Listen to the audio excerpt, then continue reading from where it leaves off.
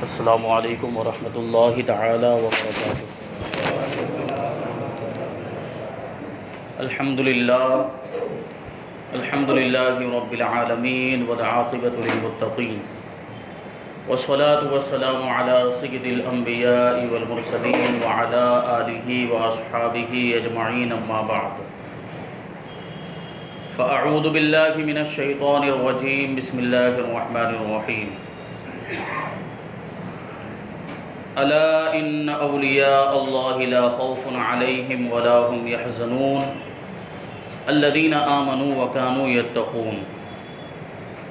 صدق اللہ مولانا العظیم وصدق رسولہ النبی الامین المتین الکریم، ونحن على ذلك لمن الشاهدین والشاکرین والذاکرین والحامدین والحمد للہ رب العالمین۔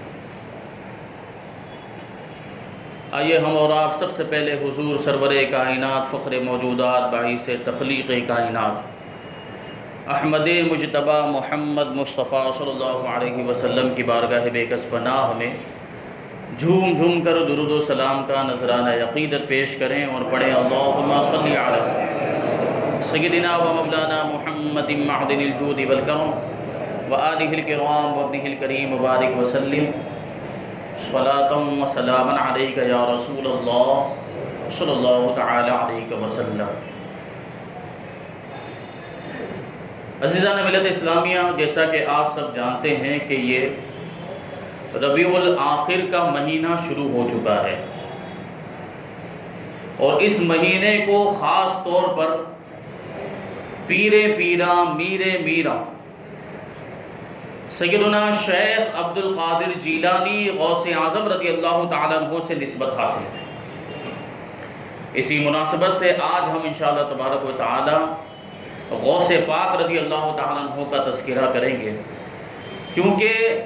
ہر سنی کو غوث پاک سے نسبت حاصل ہے۔ غوث پاک کا ذکر کرنا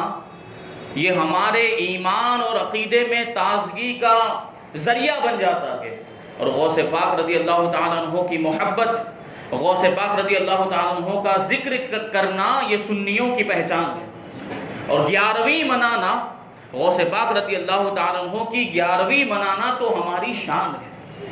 اسی مناسبت سے ہم غوث پاک رضی اللہ تعالیٰ عنہ کا تذکرہ کریں گے انشاءاللہ اس ہفتے بھی، اور آنے والے ہفتے بھی۔ آنے والا جو جمعہ ہے وہ تو خاص 11ویں شریف کے دن ہی آئے گا، تو انشاءاللہ تبارک و تعالیٰ اس دن بھی ہم غوث پاک رضی اللہ تعالیٰ عنہ کا ذکر کریں گے۔ تو اس سے پہلے کہ غوث پاک رضی اللہ تعالیٰ عنہ کے بارے میں کچھ باتیں بتاؤں، ایک واقعہ میں آپ حضرات کے سامنے پیش کرنے کی سعادت حاصل کروں گا، جو غوث پاک رضی اللہ تعالیٰ عنہ سے جس کا بڑا خاص تعلق ہے۔ کہ قصبہ جیلان کے اندر ایک نوجوان تھا، بڑا عابد و زاہد، بڑا متقی پرہیزگار، اور اس کی عبادت و ریاضت کا معاملہ یہ تھا کہ اس نے دنیاوی معاملات سے اپنے آپ کو الگ کر لیا، دنیاوی رشتوں سے اور سارے تعلقات کو ختم کر کے، سارے ناطے توڑ کر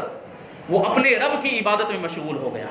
اپنے دل و دماغ کو دنیاوی خیالات سے خالی کر کے گوشہ نشین ہو گیا، اور اللہ تبارک و تعالیٰ کی عبادت میں اور ذکر و فکر میں مشغول ہو گیا۔ اور اس کا معاملہ یہاں تک پہنچا کہ کوئی اس کی عبادت میں خلل انداز نہ ہو، کوئی اسے ڈسٹرب نہ کرے، اس وجہ سے وہ بستی کو چھوڑ کر دریا کے کنارے چلا گیا،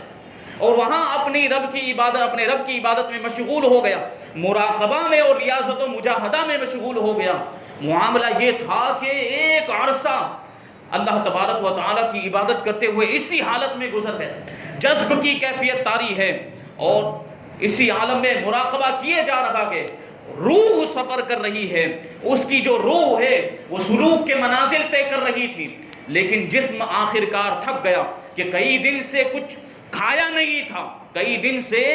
کوئی ایک لقمہ کھانے کا اس کے بدن کے اندر، اس کے پیٹ کے اندر اترا نہیں تھا۔ تو روح تو ترقی کر رہی تھی لیکن جسم تھک گیا اور تھک کے ہار مان گیا. نفس چلانے لگا, بھوک بھوک کر کے چلانے لگا. آخر کار اس نوجوان نے مراقبے سے اپنا سر اٹھایا اور ادھر ادھر نظر اٹھا کر دیکھا تو اسے سمجھ میں آیا کہ وہ بے اختیار بے ساختہ ایک ایسی جگہ پر آ گیا تھا دریا کے کنارے پر جہاں دور دور تک آبادی کا اور بستی کا کوئی نام و نشان تک نہیں تھا. جب اس نے دیکھا تو یہاں کھانے کا انتظام بالکل نہیں ہو سکتا, آس پاس میں کسی کا گھر بھی نہیں کہ جا کر کوئی کھانے کی چیز مانگ لے, اور کوئی ایسا ساز و سامان بھی موجود نہیں ہے جس کے ذریعے سے جس کو وہ کھانا بنا سکے اور جس کے ذریعے سے وہ اپنی بھوک کو مٹا سکے. جب اسی حالت میں وہ بیٹھا ہوا تھا کہ آسمان کی طرف اس نے صابر و شاکر بندے کی حیثیت سے آسمان کی طرف اپنی نگاہ کو اٹھا کر اس نے دیکھا, اور جب نگاہ کو آسمان کی طرف سے دوبارہ اس نے سمندر کی طرف کی, دریا کی طرف جب اس نے دوبارہ نگاہ کی تو کیا دیکھتا ہے کہ دریا کے پانی پر ایک سیب تیرتا ہوا اس کے سامنے چلا آ رہا ہے. اب اس کو لگا کہ اللہ تبارک و تعالیٰ کی قدرت نے اس کے لیے یہ انتظام فرمایا. اللہ تبارک و تعالیٰ کی رزاقیت پر اس کا ایمان اور یقین اور زیادہ پختہ ہو گیا. اسے پہلے ہی سے بھوک لگی ہوئی تھی اس نوجوان کو, فوراً اس سیب کو لیا اور کھا گیا. اس سیب کھا لیا اور پھر اللہ تبارک و تعالیٰ کا شکر ادا کرنے لگا, اے پروردگار عالم کہ تو نے غیب سے میرے لیے اس سیب کا انتظام فرمایا. کم سے کم تھوڑی دیر کے لیے تو سکون حاصل ہوا اور تھوڑی سی بھوک تو اس کے ذریعے سے مٹ گئی ہے. لیکن جب وہ سیب کھا لیا اس کے بعد تھوڑی دیر کے بعد اس کے دل نے ملامت کی, اس کے ضمیر نے ملامت کی کہ یہ سیب تم نے کھا تو لیا ہے, یہ کیا کسی کی ملکیت میں نہیں تھا؟ یہ سیب کھانے سے پہلے کیا تم نے اس کے مالک کی اجازت لی تھی؟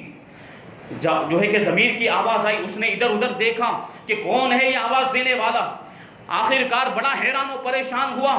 اور وحشت ہوئی, گھبراہٹ ہوئی. اس کے دل میں ایسی کیفیت پیدا ہوئی کہ چور چوری کرتے ہوئے جب پکڑا جاتا ہے تو کیسی کیفیت پیدا ہوتی ہے. وہ سیب کھانے کے بعد اس نوجوان کے دل میں ایسی گھبراہٹ اور ایسی وحشت پیدا ہوئی کہ میں نے مالک کی اجازت کے بغیر یہ سیب کھا لیا ہے, اس کا کوئی مالک ہوگا, یہ کسی کی ملکیت میں ہوگا, مجھے اس کی اجازت لینی چاہیے تھی. اب جو ضمیر اس کا جو تھا وہ ملامت کرنے لگا کہ تجھے ایسا نہیں کرنا چاہیے تھا. اسی عالم میں وہ نوجوان بے ساختہ اس جانب روانہ ہو گیا جدھر سے وہ سیب تیرتا ہوا اس کی جانب آیا تھا. اب وہ تیز رفتاری کے ساتھ نوجوان جا رہا ہے, جدھر سے وہ سیب آیا تھا وہ تیز رفتاری کے ساتھ قدم بڑھاتے ہوئے نوجوان جا رہا ہے اور قدم قدم پر یہ دعا کرتا ہوا جا رہا تھا کہ اس سیب کے مالک سے, اے پروردگار عالم میری ملاقات ہو جائے, کاش کہ اس سے میری ملاقات ہو جائے اور اپنے اس جرم کی میں اس سے معافی مانگ سکوں. میں نے جو سیب اس کی اجازت کے بغیر کھا لیا ہے میں اس سے اس کی معافی مانگ سکوں اور اپنے دل کے بوجھ کو میں ہلکا کر سکوں. یہ اس زمانے کے لوگ ہوا کرتے تھے, یہ ایسے بزرگ لوگ ہوا کرتے تھے کہ ایک سیب کھا لیا, وہ بھی اس کا مالک معلوم نہیں تھا, سمندر کے دریا کے پانی پر تیرتا ہوا آیا تھا, اس نے کھا لیا تو اس کا ضمیر اس طریقے سے ملامت کر رہا ہے کہ مالک کی اجازت کے بغیر سیب کھانا جائز نہیں تھا. اور آج ہمارا معاملہ یہ ہے کہ دھڑلے سے ناجائز چیزیں کھا لیا کرتے ہیں, حرام چیزیں کھا لیا کرتے ہیں, لوگوں کا مال ہڑپ کر لیا کرتے ہیں, لوگوں کا مال چھین لیتے ہیں, غصب کر لیا کرتے ہیں اور ہمیں احساس تک نہیں ہوتا. یہ اولیاء کرام کی زندگی سے ہمیں سبق حاصل کرنا چاہیے کہ کیسے پابند شریعت تھے اور حلال و حرام کا کیسا لحاظ کرنے والے تھے. بھوک کا عالم تھا, شدید بھوک لگی ہوئی تھی. ایسے ماحول میں اگر مالک کی اجازت کے بغیر بھی کھا لیا جائے تو شریعت اجازت دیتی ہے, لیکن اس کے باوجود بھی ضمیر ملامت کر رہا ہے کہ مالک کی اجازت کیوں نہیں لی. بڑی تیز رفتاری کے ساتھ وہ نوجوان اس جانب روانہ ہو گیا, سفر کرنے لگا جہاں سے وہ سیب تیرتا ہوا آیا تھا. بڑا لمبا سفر تھا, کئی دن کا فاصلہ تھا. وہ کئی دن کے فاصلے کو طے کرنے کے بعد وہ جو نوجوان تھا اس کا جو نڈھال جسم تھا, پہلے ہی سے کھانا نہیں ملا, صرف ایک سیب کھایا تھا, اس کی وجہ سے اس کا جسم بہت تھک گیا, اب نڈھال ہو گیا. لڑکتے ہوئے وہ جب پہنچا تو کیا دیکھتا ہے کہ سامنے ایک سیب کا باغ موجود ہے. اسے جب سیب کا باغ نظر آیا تو اس کے جسم کے اندر نئی روح پیدا ہو گئی, تازگی پیدا ہو گئی نڈھال جسم کے اندر، اور وہ بڑھتا ہوا اس باغ کی طرف چلا، اور اسے یقین ہو گیا کیونکہ اس باغ کے جو درخت تھے، جو سیب کے درخت تھے، اس میں سے بعض درخت کی شاخیں دریا کی طرف جھکی ہوئی تھی، جس سے صاف معلوم ہو رہا تھا کہ اسی کا سیب ٹوٹ کر دریا کے پانی پر گرا ہوگا، اور وہی تیر کر ان کے اس نوجوان کے پاس پہنچ گیا۔ اب اس نوجوان کو یقین ہو گیا کہ وہ سیب اسی باغ کا تھا۔ اب وہ نوجوان اس باغ میں پہنچا، اور وہاں مزدور کام کر رہے تھے، ان سے پوچھا کہ اس باغ کا مالک کہاں ہے، میں اس سے ملاقات کرنا چاہتا ہوں۔ تو اس میں سے ایک مزدور نے کہا کہ آپ یہاں پر انتظار کیجئے، ٹھہریے، میں ابھی ان کو بلا کر لاتا ہوں۔ یہ کہہ کر وہ مزدور ایک کنارے ایک گوشے میں چلا گیا۔ تھوڑی دیر کے بعد ایک عمر رسیدہ بزرگ، ایک بوڑھا آدمی، بوڑھا شخص اس نوجوان کے سامنے آیا، اور آ کر کہنے لگا کہ میں ہوں مالک، اور کہو تمہیں مجھ سے کیا کام ہے، تمہارا آنا کیسے ہوا؟ تو وہ نوجوان اس بزرگ شخص کو دیکھ کر پہلے ہی تعظیم کے لیے کھڑا ہو گیا تھا۔ نوجوان نے کہا کہ آپ کے باغ کا ایک سیب دریا کے پانی پر تیرتا ہوا میرے پاس آیا تھا، اور میں نے آپ کی اجازت کے بغیر اس سیب کو کھا لیا، مجھ سے یہ جرم ہوا ہے، اسی جرم کی معافی کے لیے آپ کے پاس آیا ہوں۔ وہ بوڑھا شخص عمر رسیدہ جو باغ کا مالک تھا، پہلے تو حیران و پریشان ہوا۔ اس نے نوجوان کو سر سے لے کر پاؤں تک دیکھا کہ کیسا نوجوان ہے، ایسے تو کتنے سیب ہمارے گر کے چلے جاتے ہوں گے، کتنے لوگ کھا لیتے، لیکن کبھی کوئی اس طرح معافی مانگنے کے لیے نہیں آیا۔ یہ پہلا نوجوان ہے جو معافی مانگنے کے لیے آیا ہے ایک معمولی سے سیب کے لیے۔ تو اس نے دیکھا سر سے لے کر پاؤں تک، اور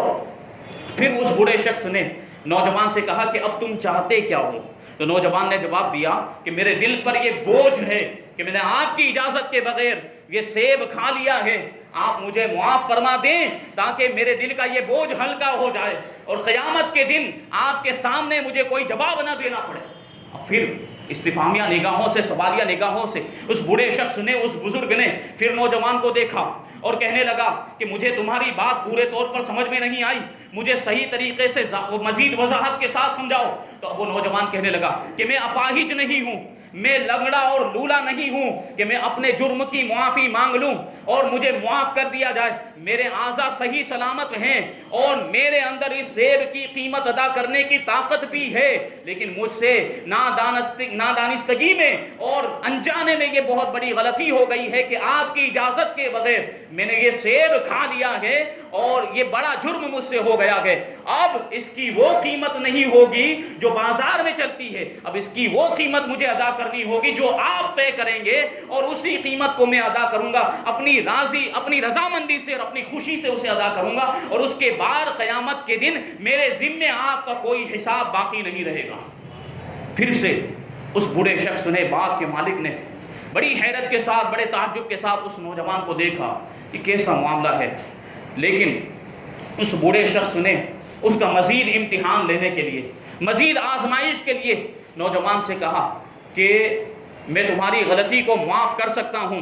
میں تمہارے جرم کو معاف کر سکتا ہوں، لیکن میری 2 شرطیں ہیں، تمہیں میری 2 شرطوں کو پورا کرنا ہوگا، تبھی قیامت کے دن تم اس ذمہ داری سے بری ہو سکتے ہو۔ اب نوجوان کو تعجب ہوا کہ ایک سیب معمولی سا، اور اس کے لیے پہلے ہی 2 شرطیں رکھی جا رہی ہیں، بڑے تعجب کی بات تھی، لیکن اس نوجوان کو اپنے رب کو راضی کرنا تھا، اپنے دل سے اس بوجھ کو ہلکا کرنا تھا، اپنا جرم معاف کروانا تھا، اس لیے وہ شرطیں پوری کرنے کے لیے بھی راضی ہو گیا۔ نوجوان نے کہا کہ بتائیے آپ کی شرطیں کیا ہیں؟ تو اس بوڑھے شخص نے، باغ کے مالک نے کہا کہ میری پہلی شرط یہ ہے کہ تم 1 مہینے تک میرے باغ کی خدمت کرو گے، 1 مہینے تک اس باغ کے درختوں کو اور اس باغ کے پودوں کو پانی پلاؤ گے، انہیں پانی دو گے۔ اب نوجوان کو تعجب بھی ہوا کہ ایک چھوٹے سے سیب کی اتنی بڑی قیمت کہ پورے 1 مہینے تک محنت و مشقت کرے، 1 مہینے تک باغ کے پودوں کو اور اس کے درختوں کو پانی پلائے، لیکن چونکہ اس نوجوان کو اپنے رب کو راضی کرنا تھا، وہ یہ شرط پوری کرنے کے لیے تیار ہو گیا۔ پھر کہنے لگا کہ دوسری شرط کون سی ہے؟ تو بوڑھے شخص نے کہا کہ جب تم یہ کام مکمل مکمل کر لو گے، جب تم پہلی شرط انجام دے دو گے تب جا کے میں تمہیں دوسری شرط بتاؤں گا۔ اب نوجوان اس کام میں مشغول ہو گیا اور بوڑھا شخص اس کو کہہ کر چلا گیا کہ اپنے کام میں لگ جاؤ، اپنا کام شروع کر دو، اور نوجوان جو بوڑھا شخص باغ کا مالک تھا اپنے مکان کی طرف چلا گیا۔ اب ادھر دوسری جانب یہ نوجوان باغ کی خدمت کرنے لگا، پورے مہینے تک بڑی محنت کے ساتھ، بڑی جانفشانی کے ساتھ اس نے باغ کی خدمت کی، پودوں کو پانی پلایا، درختوں کو پانی پلایا۔ جب 1 مہینہ گزر گیا اور اس نے بحسن و خوبی اپنی ذمہ داری کو نبھا دیا، تو 1 مہینے کے بعد باغ کا مالک بوڑھا شخص اس کی ملاقات کے لیے آیا تو کیا دیکھتا ہے کہ اس کی پیشانی پسینے سے شرابور ہے، اور ساتھ ہی ساتھ اس کی پیشانی پر سجدوں کا نور بھی چمک رہا ہے۔ تو بوڑھا شخص دیکھتے کے ساتھ ہی سمجھ گیا کہ اس نے اپنی ذمہ داری کو تو نبھایا ہے، اس نے شرط کو تو بحسن و خوبی انجام دیا ہے، ساتھ ہی ساتھ اس کے دن کس طریقے سے گزرے ہیں وہ پیشانی کا نور اس کی گواہی دے رہا ہے کہ وہ اپنے رب کی بارگاہ میں سجدے کرتے ہوئے، نمازیں پڑھتے ہوئے اس نے اپنے دن و رات کو گزارا ہے۔ اب بوڑھا شخص آیا اور آ کر کہنے لگا کہ ٹھیک ہے، تم نے پہلی شرط کو تو پورا کر دیا۔ اب نوجوان نے بڑی بے قراری اور بے چینی کے ساتھ پوچھا کہ دوسری شرط آپ فوراً بتائیے، میں دوسری شرط بھی پوری کروں اور اپنی ذمہ داری سے سبکدوش ہو جاؤں۔ تو بوڑھے شخص نے جواب دیا کہ دوسری شرط یہ ہے کہ تمہیں میری لڑکی سے شادی کرنی پڑے گی، تمہیں میری لڑکی سے نکاح کرنا پڑے گا۔ اب نوجوان کو بڑا تعجب ہوا، یہ کیسا معاملہ ہے، یہ کیسی بات ہو گئی۔ وہ کہنے لگا نوجوان باغ کے مالک سے کہ آپ مجھے جانتے نہیں، میں کون ہوں، کہاں سے آیا ہوں، کون سے خاندان سے تعلق رکھتا ہوں، میرا اخلاق و کردار کیسا ہے، میرا کیریکٹر کیسا ہے، اور میں کون سے علاقے سے تعلق رکھتا ہوں، میرا ذریعہ معاش کیا ہے، کمانے کا ذریعہ کیا ہے، یہ سب آپ کو معلوم نہیں، اس کے باوجود آپ اپنی لڑکی کی شادی مجھ سے کرنا چاہتے ہیں۔ تو اس بوڑھے شخص نے کہا کہ نہیں، میری دوسری شرط یہی ہے، جب تک تم میری دوسری شرط پوری نہیں کرو گے میں تمہیں معاف نہیں کروں گا۔ البتہ ایک بات یاد رکھو کہ جس لڑکی کے ساتھ شادی کرنے کے لیے تمہیں کہہ رہا ہوں وہ میری لڑکی پیدائشی طور پر بدصورت ہے، اور گردش تقدیر نے اسے نابینا اور اپاہج بھی بنا دیا ہے، یہ سارے عیب اس کے اندر موجود ہیں، اور ان عیبوں کے ہوتے ہوئے تمہیں اس کے ساتھ شادی کرنی پڑے گی۔ اب آزمائش اور زیادہ بڑھتی جا رہی تھی۔ اس نوجوان کے دل میں خیال آیا تو نوجوان نے مالک سے پوچھا کہ کیا یہ شرط اگر میں پوری نہ کروں تو آپ مجھے اس ذمہ داری سے بری نہیں کریں گے، آپ مجھے معاف نہیں کریں گے؟ تو بوڑھے شخص کے پاس اس کا کوئی جواب نہیں تھا، لیکن اس کے باوجود بوڑھے شخص نے کہا کہ میں جانتا ہوں کہ شاید تمہیں یہ بات بہت زیادہ سخت لگ رہی ہوگی اور دنیا کے قانون کے اعتبار سے یہ بہت سخت سزا ہے، لیکن میری شرط یہی ہے جب تک تم میری شرط کو پورا نہیں کرو گے وہاں تک میں تمہیں معاف نہیں کرنے والا۔ اب اس نوجوان نے اپنے رب کی بارگاہ میں ہاتھ اٹھا دیے دعا کے لیے اور عرض کرتا ہے پروردگار عالم کی بارگاہ میں، اے پروردگار عالم مجھے اس آزمائش میں، اس امتحان میں کامیابی عطا فرما اور میرے قدم کو لڑکھڑانے سے محفوظ فرما دے اور صبر کی توفیق عطا فرما۔ اور پھر نکاح کرنے کے لیے تیار ہو گیا۔ جیسے ہی نوجوان نے شادی کرنے کی رضامندی ظاہر کی تو اس بوڑھے شخص کی، باغ کے مالک کی خوشی کی انتہا نہیں رہی۔ ظاہر سی بات ہے کہ جب بیٹی ایسی ہو، بدصورت ہو، اپاہج ہو اور ساتھ ہی ساتھ نابینا ہو اور اس کے لیے ایسا خوبصورت توانا نوجوان مل جائے تو پھر خوشی کی عالم کیا ہوگا۔ تو وہ بہت خوش ہوا۔ اب سارے انتظام بڑی تیزی کے ساتھ اس نے نکاح کے شادی کے کر لیے اور فوراً جو ہے کہ نکاح پڑھا دیا گیا۔ اس نوجوان کا باغ کے مالک کی لڑکی کے ساتھ نکاح ہو گیا۔ اب دونوں خوش ہیں، باغ کا مالک بھی بڑا خوش ہے اور وہ نوجوان بھی بڑا خوش ہے۔ نوجوان اس وجہ سے خوش ہے کہ اس نے اپنے گناہوں کا کفارہ ادا کر دیا تھا، اور باغ کا مالک اس وجہ سے خوش تھا کہ اس نے اپنی بیٹی کے مستقبل کو محفوظ کر دیا تھا۔ اب دونوں بڑے خوش و خرم اسی عالم میں۔ رات کے وقت جب وہ نوجوان اپنے کمرے میں داخل ہوا جہاں پر اس کی دلہن کو بٹھایا گیا تھا، جیسے ہی کمرے میں داخل ہوا اور جیسے ہی لڑکی پر اس کی نظر پڑی گھبرا کر واپس باہر نکل گیا کمرے سے، اور حیران و پریشان کیونکہ کمرے کے اندر وہ لڑکی موجود نہیں تھی جو اندھی ہو، جو اپاہج ہو، جو بدصورت ہو، بلکہ اس کی جگہ پر کمرے کے اندر روشن آنکھوں والی بڑی حسین و جمیل اور ایسی لڑکی موجود تھی جس کے اعضاء صحیح سالم تھے اور جس میں کوئی عیب نہیں تھا۔ وہ گھبرا کر نوجوان باہر آ گیا اور گھر والوں کے پاس گیا، باغ کے مالک کے پاس گیا اور جا کر کہنے لگا کہ گھر والوں سے یقیناً کوئی بہت بڑی غلطی ہو گئی ہے، کہ میرے کمرے کے اندر اس لڑکی کو بھیج دیا ہے جس سے میرا نکاح نہیں ہوا، جس سے نکاح کی بات ہوئی تھی وہ لڑکی کوئی اور تھی، اور جو لڑکی حجلہ عروسی کے اندر موجود ہے یہ تو کوئی اور ہے، یہ اپاہج نہیں ہے، یہ اندھی نہیں ہے، یہ بدصورت نہیں ہے۔ تو باغ کا مالک کہنے لگا کہ اے نوجوان، اے میرے پیارے بیٹے، وہی تمہاری بیوی ہے اور وہی میری لڑکی ہے، یہ تمہاری سخت آزمائش تھی اللہ تبارک و تعالیٰ کی طرف سے، اور اس آزمائش میں تم کامیاب ہوئے، اور صبر کرنے والوں کو اللہ تبارک و تعالیٰ ایسے ہی انعامات عطا فرمایا کرتا ہے۔ اب وہ نوجوان کو تعجب ہوا تو کہنے لگا کہ آپ نے جھوٹ کیوں کہا تھا؟ آپ نے خلاف واقع بات کیوں کہی تھی؟ یہ لڑکی حسین و جمیل ہے، خوبصورت ہے، اپاہج بھی نہیں ہے، اندھی بھی نہیں، لیکن آپ نے یہ سارے عیوب اس کے بیان کیے تھے، ایسا کیوں کہا؟ تو باغ کا مالک جواب دیتا ہے کہ میں نے کوئی جھوٹ بات نہیں کہی تھی،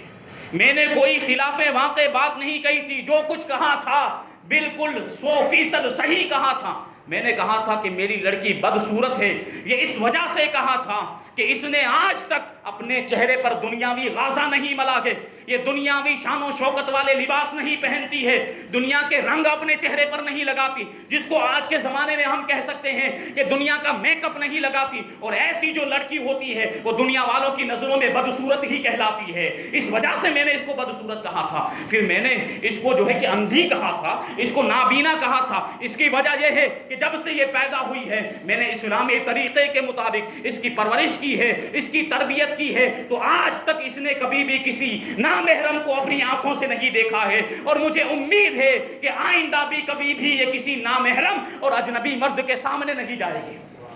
اس وجہ سے میں نے کہا تھا کہ یہ اندھی ہے، یعنی نامحرم کو دیکھنے سے اندھی۔ اور پھر میں نے یہ کہا تھا کہ میری بیٹی جو ہے وہ اپاہج بھی ہے، پاؤں اس کے سلامت نہیں، تو اس کی وجہ یہ ہے کہ میری بیٹی نے آج تک گناہ کی طرف اپنے قدم نہیں بڑھائے ہیں، اور آئندہ بھی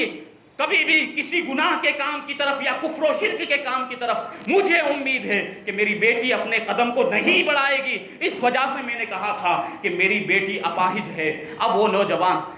اپنے کمرے میں چلا گیا۔ آپ کو میں بتاؤں کہ یہ جو باغ کا مالک تھا